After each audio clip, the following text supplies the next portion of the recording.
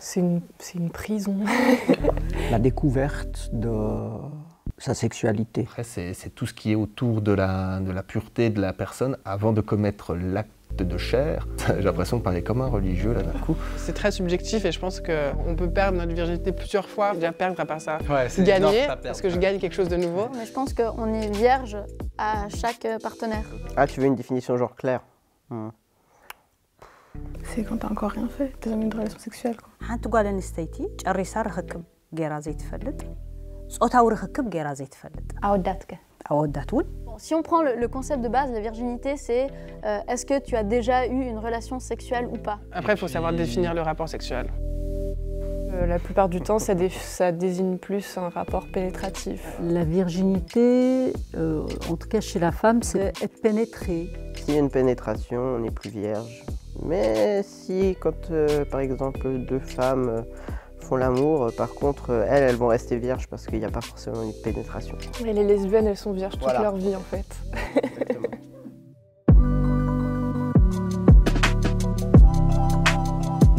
On parle plus d'une fille vierge que d'un garçon vierge. Non, non, si t'es un puceau et que t'es un mec, tu vois, t'es mal vu, alors que si t'es une meuf vierge, t'es en mode genre, ah, c'est bien, elle se garde, elle se conserve, genre. Donc s'il y a une fille qui le fait par exemple à 15 ans, on va l'insulter, on va lui donner des noms, alors que pour un garçon qui le fait à 15 ans, bah, c'est un homme. Quand on perd sa virginité au Maroc, bien sûr, quand on n'est pas un homme cis, c'est vraiment très très très grave quoi. Enfin, c'est un des pires trucs qu'on peut faire à l'honneur de sa famille, etc. Ça définit ta valeur en tant qu'être humain devant Dieu, quoi. La virginité, c'était donner aucun droit à la sexualité avant le mariage à une femme, alors que l'on savait que les hommes avaient tous les droits et à la limite le droit de se former.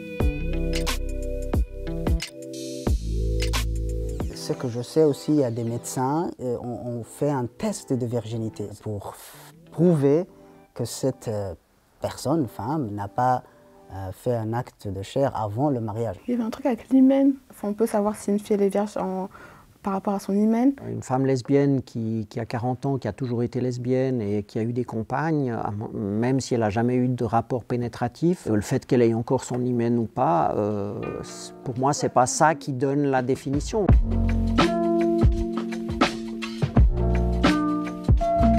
C'est un petit voile mais qui n'est pas complet hein, par rapport à l'orifice. Il peut être en œuf, ça peut être un petit feston.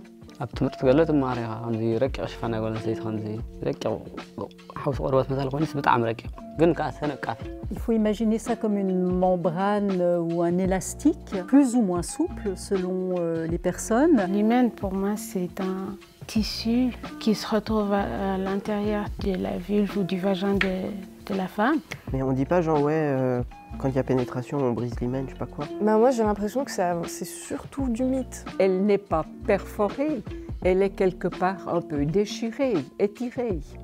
Il y a vraiment cette croyance qu'il y a un hymen qui se casse et puis après qui n'est plus là. Mais ce que j'ai appris par rapport à l'hymen, c'est qu'en fait, il ne se cassait pas, qu'il était toujours là pendant toute ta vie. Et c'est juste qu'en fonction de sa forme, en fait, il laissait passer ce qui avait besoin de passer. Et quand les premiers tampons hygiéniques sont apparus, c'était interdit dans certaines familles de peur de faire perdre la virginité à leur fille. Donc ça se casse pas. C'est pas la capsule de la bière que tu fais sauter après pour la boire. C'est un foutu truc cet hymen.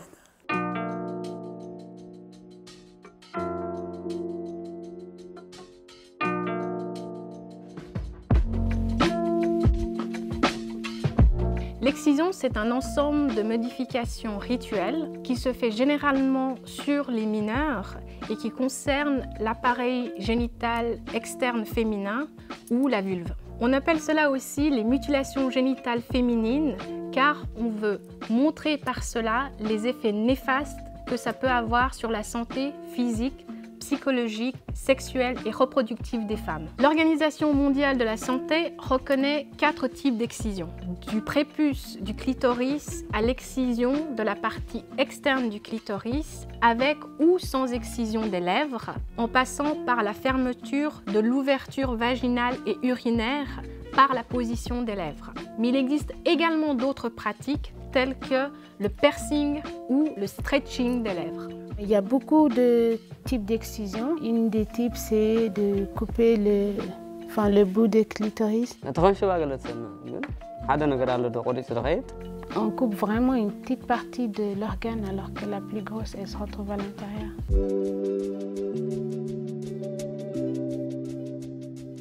Pas du tout, pas du tout.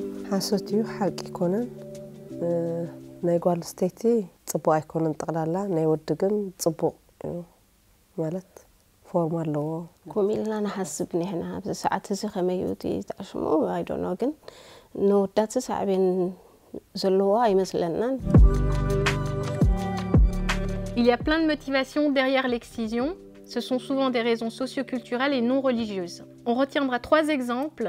La première, c'est que une partie qui est considérée trop masculine est coupée et réduite. La deuxième, c'est le fait de réduire le désir pour assurer la virginité avant le mariage. Et la troisième, le fait de couper ou de fermer les lèvres peut avoir ou peut être considéré comme un sexe plus pur, plus propre, plus beau, plus attractif et donc plus féminin. C'est un peu de la couper de son désir, si on peut dire. C'est pour qu'il n'ait pas, par exemple, derrière les hommes, par exemple. Exactement, qu'il ne soit pas tenté.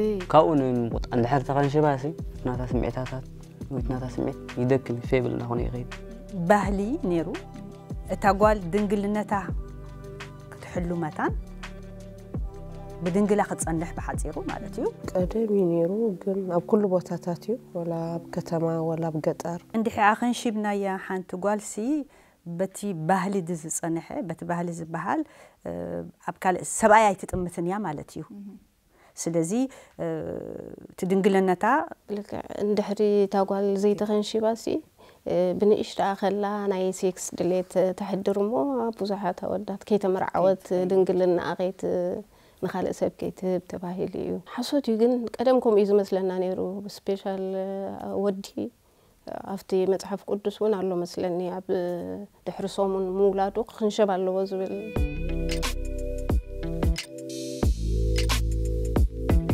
maybe خنت كنشب كلها جن حاسيا يقط مكون خوان غاليو قال أنا قرأت تنكفال كمو أبكندي تدليتات كاس بتعمل زقادو لولون تسألونه هلوهون صعبين بس نفلت تايكون أنت خنشابه بهلاوي يعني نتقول تايز قبره جن زي فلتنا هلوه قال عبدك نستيو جن حما أموهانوس فلتنا بس أنت أروها ما نس سر حلنا مالسي زي قبول مهانو تردي الناس ندكنا أين خنشبنينا عبدك تبعتو جن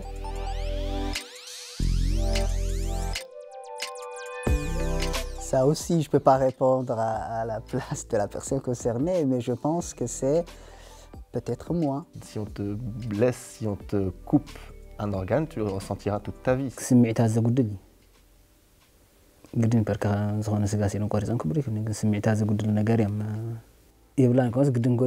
D'un point de vue douleur, d'un point de vue des sensations, une chose est certaine, c'est que c'est un manque et c'est sûrement une sensation assez terrible durant toute une vie. حاسوتيو على تدليتات طلع لا يطفئني سبيتي تخنشبتكو سمعيت يبلان مالت يكونن ولا تخنشباون سمعيت علوا Ça ne change rien. Tout ce qu'on coupe, c'est juste une partie du corps. C'est pas juste parce qu'on a coupé une partie qu'elle aura plus de désir. Le désir, ça se fait dans la tête, dans le cœur, enfin juste on voit une personne.